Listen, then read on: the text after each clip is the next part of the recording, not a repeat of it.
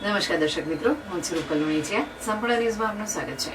આગામી સ્થાનિક સ્વરાજ્યની ચૂંટણીને ધ્યાનમાં રાખીને કોંગ્રેસ પક્ષે થરાદ તાલુકાના જમણા ગામે પોતાના ચૂંટણી પ્રચારનો પ્રારંભ કર્યો છે.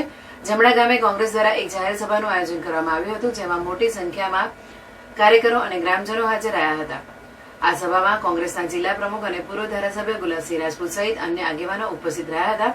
ઉપસ્થિત આગેવાનો દ્વારા રાજ્ય સરકારની નીતિઓ પર આકરા પ્રહારો કરવામાં આવ્યા હતા.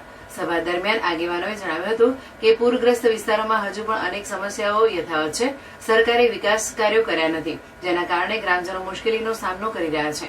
કોંગ્રેસના આગેવાનોએ લોકોના પ્રશ્નો ઉઠાવી સરકારને જવાબદાર ઠેરવી હતી. ગુલાબસિંહ રાજપૂતે જણાવ્યું હતું કે તાલુકા પંચાયત અને જિલ્લા પંચાયતની ચૂંટણીના ફોર્મ ભરવાની પ્રક્રિયા શરૂ થઈ ગઈ છે. તેણે આક્ષેપ કર્યો હતો કે છેલ્લા 3 વર્ષથી અને વર્ષોથી તાલુકા પંચાયત ભાજપ પાસે છે, ધારાસભ્ય પણ ભાજપના છે અને જિલ્લા પંચાયત પર પણ ભાજપના લોકોએ વહીવટદાર તરીકે શાસન કર્યું છે, છતાં કોઈ કામો થયા નથી. રાજપૂતે વધુમાં ઉમેર્યું હતું કે પૂર આવ્યાને મહિનાઓ વીતી ગયા હોવા છતાં નિકાલની વ્યવસ્થા કરવામાં આવી નથી.